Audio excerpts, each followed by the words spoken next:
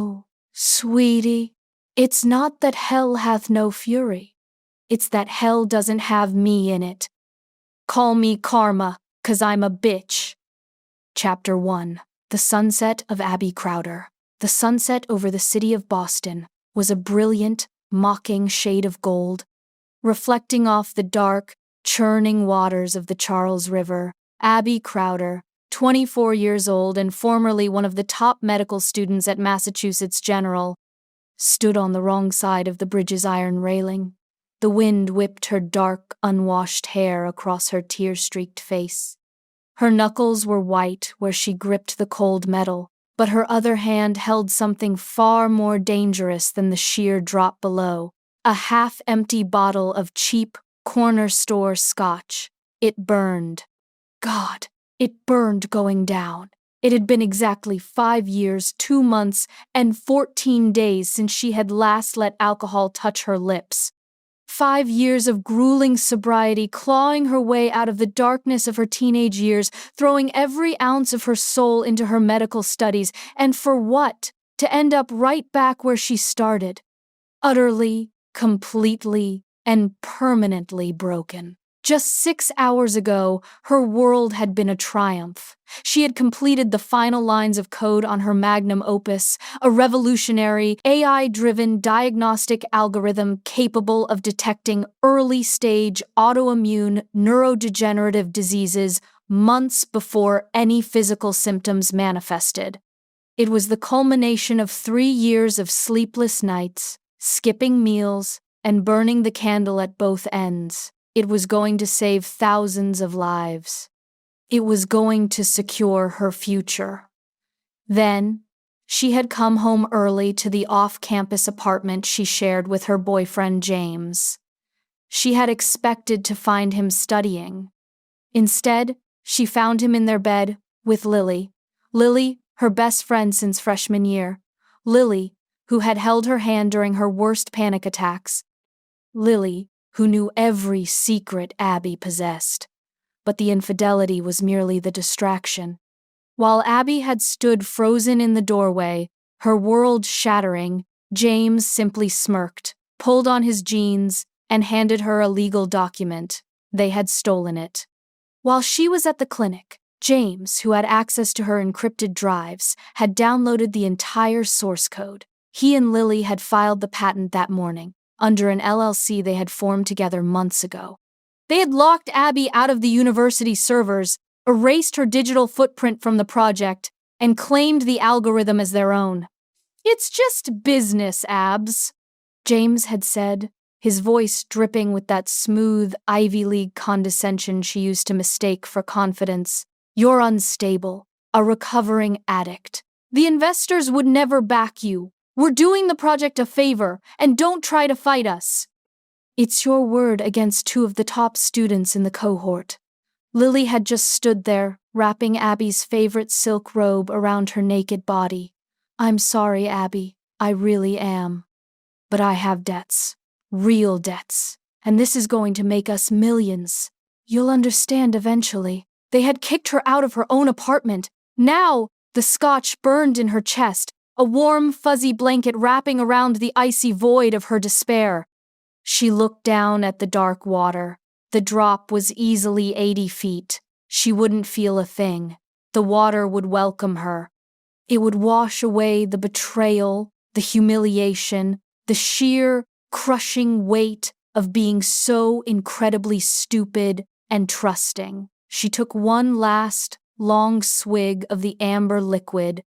The bottle slipped from her numb fingers, shattering against the concrete pier far below. Abby closed her eyes, took a deep breath of the freezing evening air, and loosened her grip on the railing. "Oh, honey, please."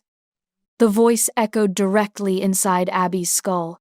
It was a dark, velvety purr, dripping with centuries of disdain and sharp, razor-wire sarcasm. Abby gasped, her eyes flying open. She clung back onto the railing, her heart hammering against her ribs. Who's there?" She choked out, looking wildly around the empty pedestrian walkway. Put your hands back on that railing, you pathetic, weeping mess, the voice commanded. It carried an ancient, suffocating weight that forced Abby's fingers to lock around the iron like vises. Am I hallucinating? Abby sobbed, the alcohol spinning in her brain. I'm going crazy. You're not crazy. You're just weak, the voice sneered. I've been watching you all day. Crying in stairwells, buying cheap liquor, letting two mediocre, mouth-breathing parasites steal your life's work, and your response is to throw yourself off a bridge. How utterly disappointing. Leave me alone. Abby cried out to the empty air. I don't think I will, the voice hummed, suddenly sounding much closer, as if a presence were wrapping itself around Abby's very soul. I've seen a lot of pathetic things in my time, little bird. But a brilliant woman letting a cheating frat boy and a backstabbing bimbo walk over her corpse to get rich? That offends my sensibilities. I have nothing left, Abby whispered, her tears falling into the river below. They took everything. They took some code and a false sense of security, the voice corrected sharply. And they only kept it because you let them. My name is Kharma, little bird, and because your lack of a spine physically pains me, I am going to show you how these matters are handled. Handled? Abby echoed, confusion cutting through her grief. I am a connoisseur of vengeance, Kharma purred, a spirit of retribution. I jump from vessel to vessel, finding women who have been cast aside, trampled on, and broken, and I show them how to bite back. Let me take the wheel, Abby. Give me 12 hours. Take the wheel? Let me in, Kharma commanded, the voice suddenly expanding into a terrifying, beautiful roar of pure, unadulterated female rage. It was the rage of 1,000,000 scorned women, burning white-hot and brilliant. Let me in, and I promise you, by sunrise, those two will be begging for a death half as peaceful as the one you just tried to take. Abby felt a strange, terrifying warmth bloom in the center of her chest. For the first time all day, she didn't feel like crying. She felt the seductive, intoxicating pull of anger. Okay. Abby whispered into the wind. Do it. Instantly, Abby felt her consciousness shoved violently into the back seat of her own mind. Her vision blurred, snapping back into perfect clarity a second later. But the eyes looking out at the world were no longer Abby's. Kharma inhaled a deep, shuddering breath of the cold evening air, stretching Abby's stiff limbs. She rolled her shoulders, cracking her neck with a satisfying pop. She stepped back over the railing, planting her boots firmly on the solid concrete of the bridge. Wow. Abby's voice echoed weakly from a small, dark corner of her own mind. This feels strange. Quiet, little bird, Kharma said aloud, her voice slipping out of Abby's throat. It didn't sound like Abby anymore. It was lower, smoother, dripping with dangerous intent. Sit back and watch the master at work. Kharma wiped the tears from her face, smearing Abby's ruined mascara, and looked down at the cheap, oversized sweater she was wearing. First things first. Kharma muttered, disgusted. We need caffeine, a shower, and a dress that says, I'm going to ruin your life. The clock is ticking. Let's go hunt. Chapter 2. The wardrobe and the weapon. By 7 p.m., Kharma had marched Abby's body back to her secondary haven, a small, dingy university lab where Abby had spent most of her nights coding. It had a makeshift shower in the adjoining locker room, which Kharma utilized to scrub the smell of cheap scotch and despair off her new host. They're at the Medical Innovation Gala tonight. Abby's timid thoughts supplied as Kharma ruthlessly brushed the tangles out of their wet hair. The dean is going to officially announce our algorithm. They're meeting with the venture capitalists from Boston MedTech. Perfect. Kharma smiled, her reflection in the cracked mirror looking feral and predatory. Public humiliation. My absolute favorite vintage. Kharma raided the locker of one of the wealthier female postdocs who always left emergency clothes behind. She found a sleek, perfectly tailored black cocktail dress. It was tight, ruthless, and left just enough to the imagination to be dangerous. With a swift application of the spare makeup bag she found, Kharma transformed Abby's exhausted, tear-stained face into a mask of lethal, razor-sharp glamour, dark red lips, piercing cat eyeliner. I've never looked like that, Abby thought, a ripple of awe echoing in their shared mind. You've always looked like this. Kharma corrected aloud, slipping into a pair of black stilettos. You were just too busy apologizing for your existence to notice. Kharma sat down at Abby's backup terminal. Her fingers flew across the keyboard with supernatural speed. You may have been locked out of the main servers, little bird, but let me guess. You left a backdoor in the algorithm's root directory. How did you know? Abby asked. I built a failsafe. Just in case the system ever crashed, I needed a manual override. It's tied to my personal biometric signature. Good girl, Kharma purred. Within 10 minutes, she had bypassed James and Lily's pathetic new passwords.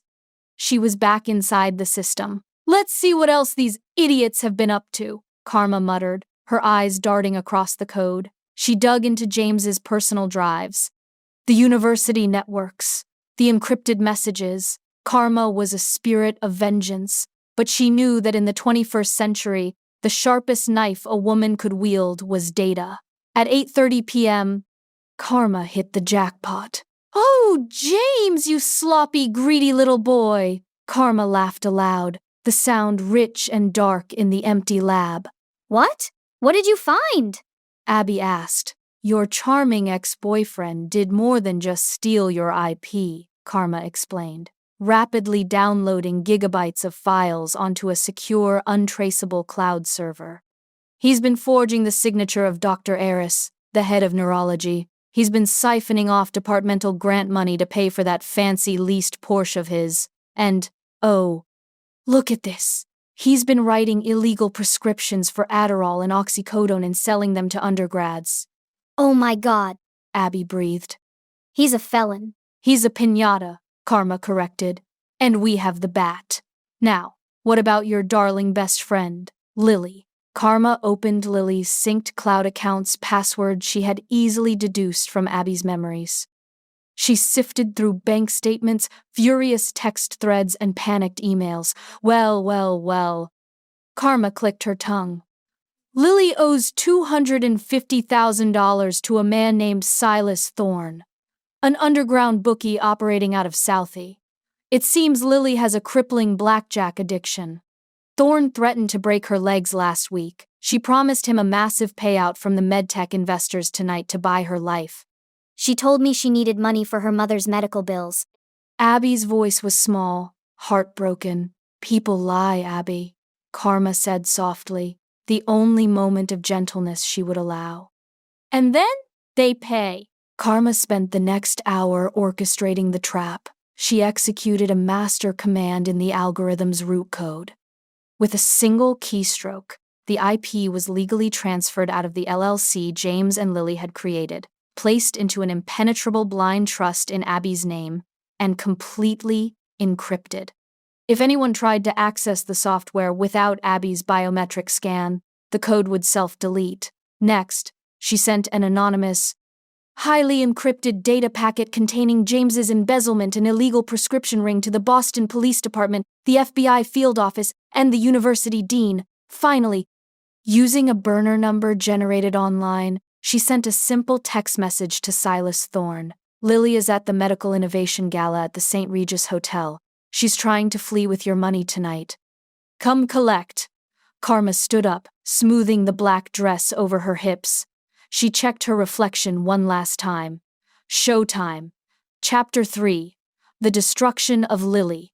The grand ballroom of the St. Regis Hotel was a sea of crystal chandeliers. clinking champagne glasses, and the elite of Boston's medical and financial sectors.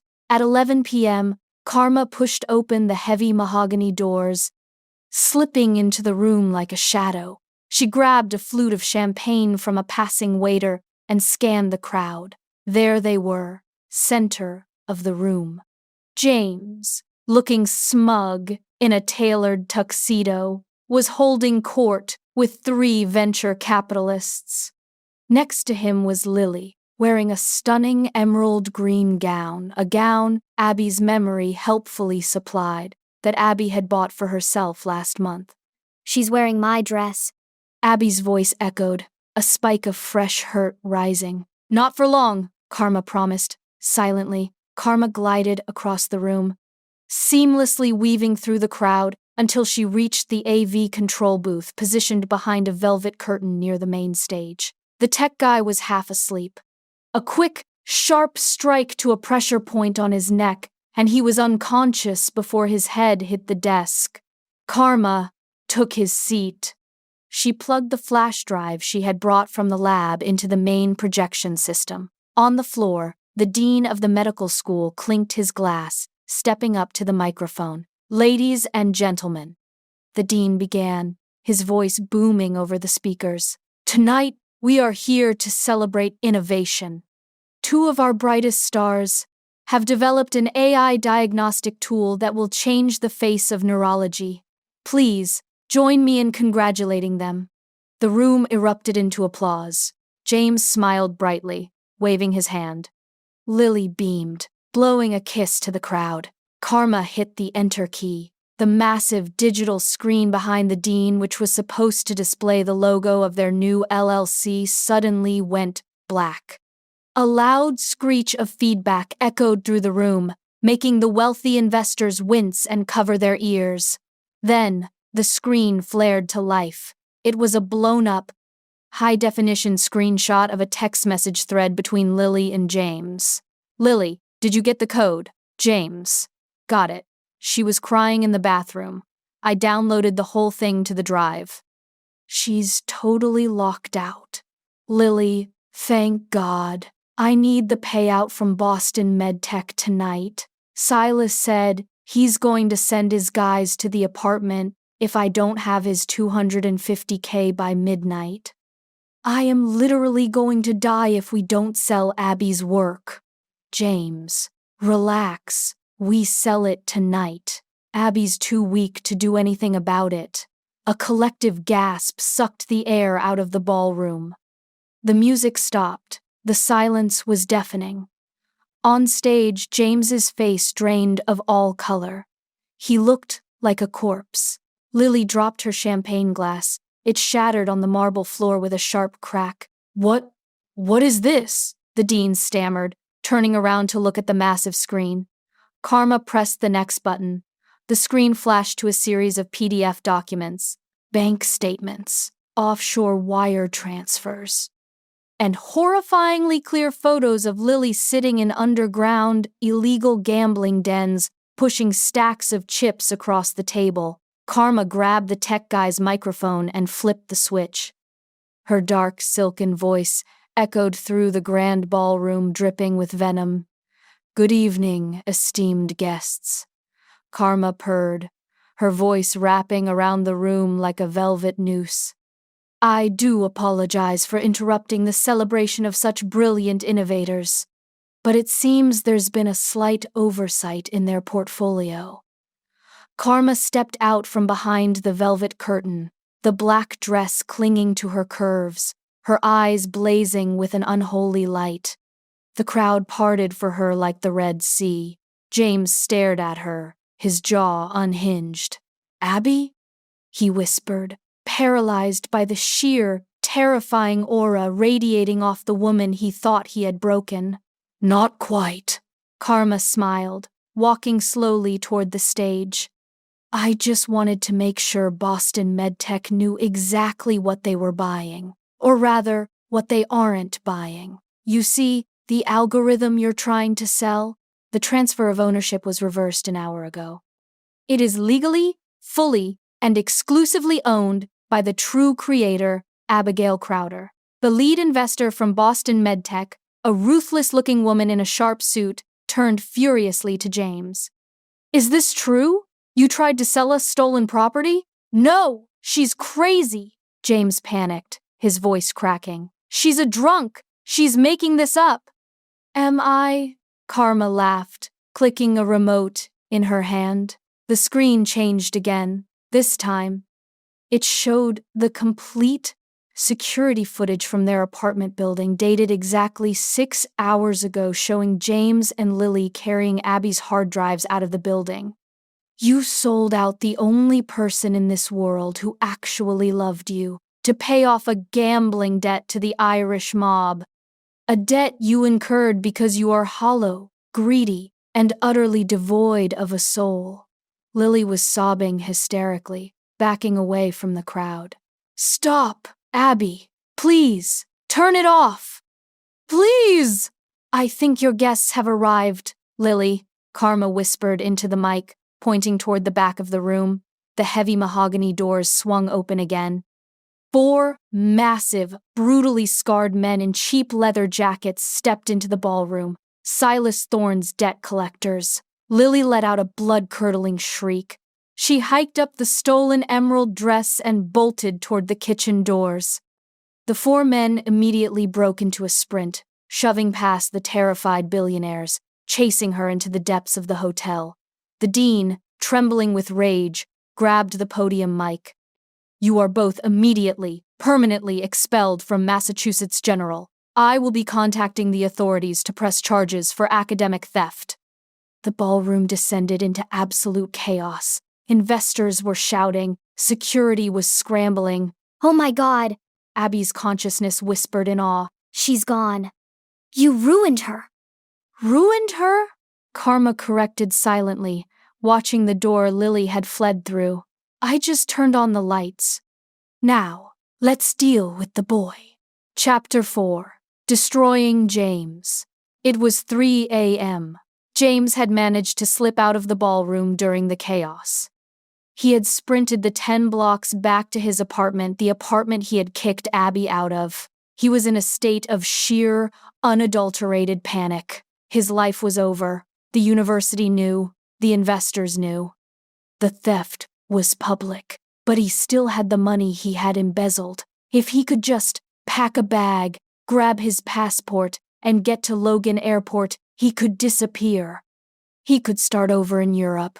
He shoved clothes violently into a duffel bag, his hands shaking so hard he could barely zip it. "Going somewhere, James?" James shrieked, spinning around. Kharma sat in the corner of the dark bedroom, nestled comfortably in a leather armchair. She had poured herself a glass of water. She wouldn't disrespect Abby's sobriety by touching the whiskey on the shelf. She crossed her long legs, staring at him with eyes that glowed like predatory embers in the dark. "How did you get in here?" James gasped, backing against the wall. "I changed the locks." "Locks are for honest people, James," Kharma purred, taking a slow sip of water. "And neither of us are honest people. Though, I must admit, I am vastly better at being wicked than you are. You ruined everything." James screamed, his handsome face twisting into an ugly, pathetic mask of rage. He lunged toward her, raising a fist. "I'm going to kill you, you crazy bitch." Kharma had no reason to flinch. As James closed the distance, she moved with supernatural speed. She stood, grabbed his wrist mid-swing, twisted it brutally until a sickening crack echoed in the room, and slammed her heel into his knee. James collapsed to the floor, screaming in agony, clutching his shattered wrist. "Don't ever raise a hand to me," Kharma whispered, leaning over him, her voice vibrating with ancient, terrifying power. "You are an insect. You are a parasite that feeds on the brilliance of women because you are too incompetent to create anything of your own." "Please," James sobbed, rolling on the floor. "Please, Abby, I'm sorry. I'm so sorry. Abby isn't here right now." Kharma smiled, a cold, terrifying expression, and apologies bore me. I prefer consequences. I'll give the code back. I'll tell them it was all my fault. Just let me leave. Oh, you're not leaving, James, Kharma said, walking over to his open laptop on the desk. You see, while you were busy stealing Abby's algorithm, you were incredibly sloppy with your own digital footprint. James froze, his face paling even further. What did you do? I sent a little care package to the FBI, Kharma said lightly, tapping the screen. A complete, unredacted ledger of the $400,000 in university grants you embezzled using Dr. Eris's forged signature. And, just to ensure they took it seriously, I included the client list from your little side hustle selling oxycodone to freshmen. James stopped breathing. His eyes bugged out of his head. No. You didn't. That's federal prison. Abby, please. That's 20 years. I believe the mandatory minimum is closer to 25, Kharma corrected casually. But who's counting? Suddenly, the red and blue flashing lights of multiple police cruisers illuminated the bedroom window, painting James's terrified face in neon colors. The heavy thud of boots echoed in the hallway outside the apartment. Police! Open up! A voice boomed from the other side of the door. They're very punctual, Kharma noted with a satisfied smirk. James begged, crawling toward her on his knees, his broken wrist dangling uselessly. Tell them it's a mistake! Tell them I didn't do it! Goodbye, James, Kharma whispered. The front door of the apartment was violently breached, exploding inward in a shower of splinters. 6 armed officers flooded into the room, their weapons drawn. James Caldwell, get on the ground. Do it now.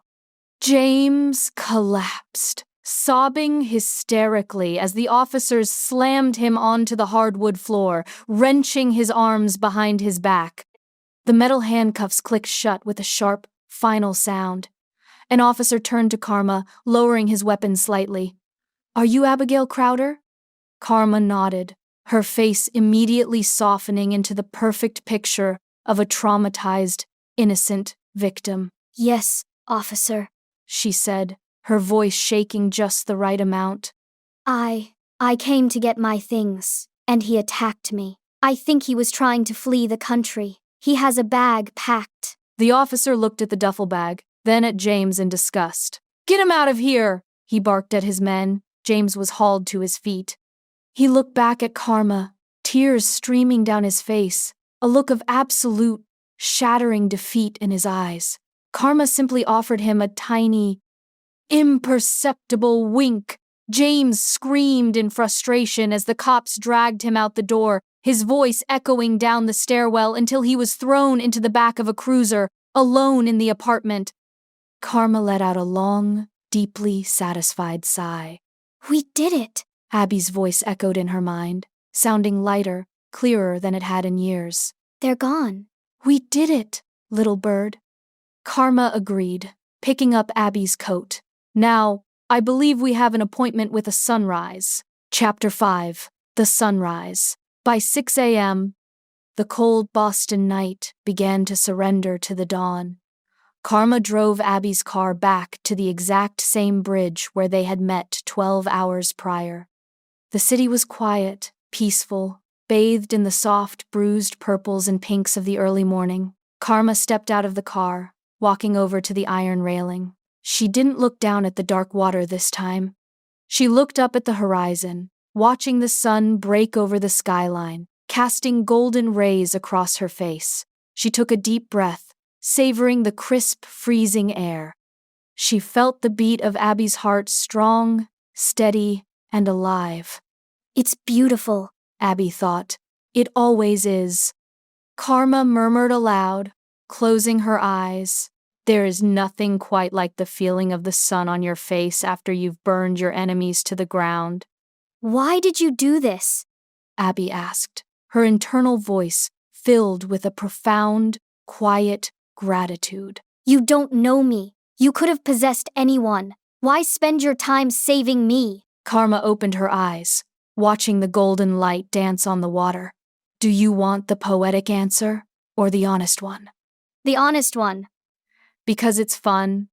Kharma smiled, a genuine, fiercely vibrant smile. I am not alive, little bird. I don't get to taste the coffee, or feel the wind, or fall in love. I exist in the ether. But this thrill of retribution, the look in a predator's eyes when they realize they've just become the prey, this is my hobby. It's my art.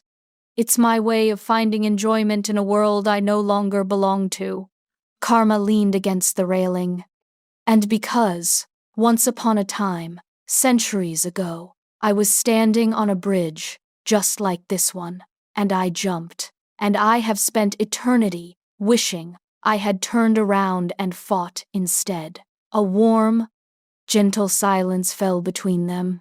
The algorithm is secure in a trust, Kharma said, her voice beginning to soften, to fade at the edges. Boston MedTech left 3 voicemails on your phone while we were driving. They want to offer you $10 million for the exclusive rights, with you remaining as head of the project. Lilly is likely in a shipping container on her way to pay off her debts in a very unpleasant manner, and James will be eating prison food until his hair turns gray. Thank you, Abby whispered. Thank you, Kharma. Don't thank me. Just promise me something, Kharma said, her presence beginning to retract, pulling away from the physical edges of Abby's mind. Anything. Abby spoke aloud this time, her own voice returning to her throat. Never let them step on you again, the spirit whispered, the voice fading into the gentle morning breeze. You have teeth, Abigail. Use them. Be brilliant. Be ruthless. And if anyone ever tries to take what is yours again, remind them that Kharma is a bitch, with a final warm pulse of energy. The foreign presence vanished entirely from Abby's mind. Abby gasped, staggering slightly, as the full weight of her own consciousness settled back into her body. She gripped the railing, her heart pounding. She was alone. She looked down at her hands. She touched her face. She felt the cold wind, the warmth of the rising sun, the sheer, undeniable reality that she was alive. She was alive. More than that, she was victorious. Abby looked down at the dark, churning water of the river one last time. The pull was gone. The abyss had nothing to offer her. She turned her back to the ledge, walked toward her car, and stepped into the light of her new life. If you enjoyed this quick escape, hit the subscribe button for new stories twice a week. Until then, I'll see you at the next flip of the pages.